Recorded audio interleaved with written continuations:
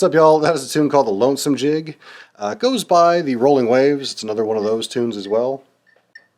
Be quiet. It's one of my favorite tunes, and it's one that we recorded on our latest record. And I actually went back through all of my old videos just assuming I'd already done this one, but it turns out I hadn't. So I figured we'd break it down, starting as usual with the basic melody. I'm going to break this tune down on the whistle. Feel free to use flute or accordion or whatever makes you happy, I suppose. Nice and simple though, basic melody in D major.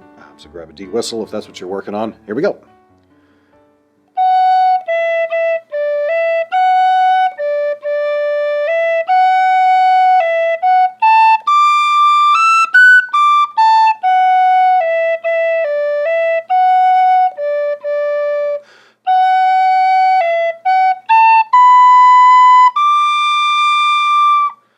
Now you may have picked up that the melody that I played there rhythmically is a little bit different from what I did up tempo with all the accompaniment. There's sort of two schools of thought on this tune. There's the standard simple way, and then there's the cool way.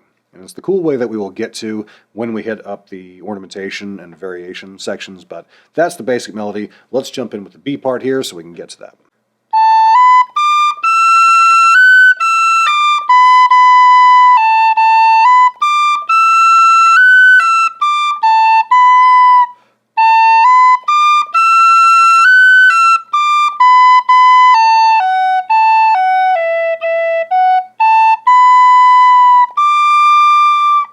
So that last ending run is the same in both the A part and the B part, and it's got that sort of slow, lonesome-y kind of sound, hence the name, I suppose.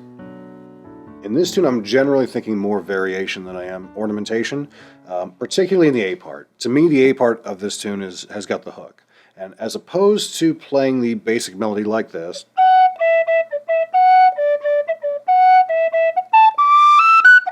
very marchy, very stereotypic jig, I would say.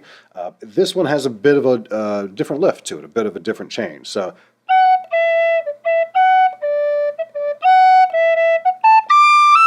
that first part, the accents are just a little bit different. So when I'm doing ornamentation on it, I'm going to try to really sell that and make that kind of the hook. So I'll do a couple of things there, double tap, or double cut rather. And I'll do it again as I come back to that F sharp. And then I'll do the long roll like the third F sharp that I get to, rather than,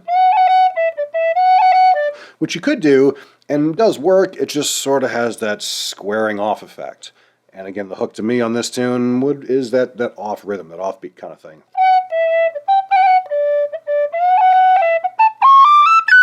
So then, as you're jumping up the octave, I use my very favorite trick, which is that C natural triplet. In this case, I'm going B, C natural with a bounce off of a G into the D. Wait a minute, you can't use a C natural, this is a tune in D. True, but you can. And it's so quick you don't even notice it, but it has that really cool, useful effect of giving that rhythmic popping sound when you bounce off the G. So here's the move. B, C natural, bouncing off the G. You hear that extra little doink sound that it makes? When you play it up tempo, it's really effective. Great little popping sound. In context,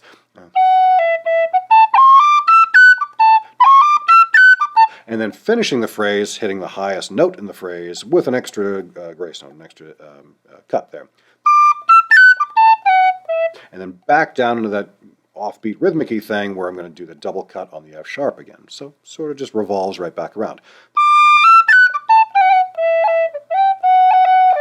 Could do a long roll there if you wanted to change it up, mix it up a little bit. Nothing else there except sometimes when I do the roll on the F sharp, I will do that extra earthquake ornament going from the F sharp to the E after it. As I go F sharp, B, just popping that top finger on.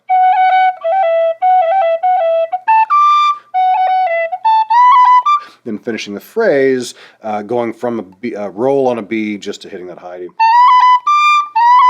Nothing else particularly special there. The B part accents the third beat in the phrase, and it really lands on that one, so I like to sell that, and I'll do that a couple of ways, starting with that triplet, almost as a pickup. It kind of makes it sort of sound like it's a pickup. And I'll cut afterwards to really sell that rhythmic part. Sorry, tongue after it to really chop it up and sell that.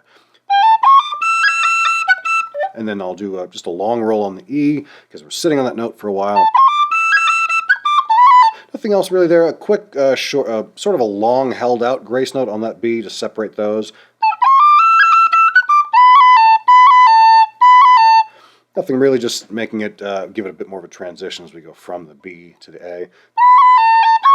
And then jumping back up with the triplet, I'll start that phrase with an extra tap on the A to separate those two notes, because it's just two A's back to back. And after I tap, I will also tongue, again, dead stop, just like I mentioned before. Nothing else different to that phrase, because it's really a repeat. It's the same phrase back to back. And then to finish, again, cutting the highest note, the same F sharp that I cut before, highest note in the phrase. Nothing there except a couple of quick cuts. Finishing the phrase the same way. Roll on B, landing on that high D. It's mostly about those variations and those rhythmic changes that you can do to it to really give it a little bit of lift. And a different type of a lift than you would get out of a regular jig. That's how I do it anyway. I've got a couple of versions of this tune.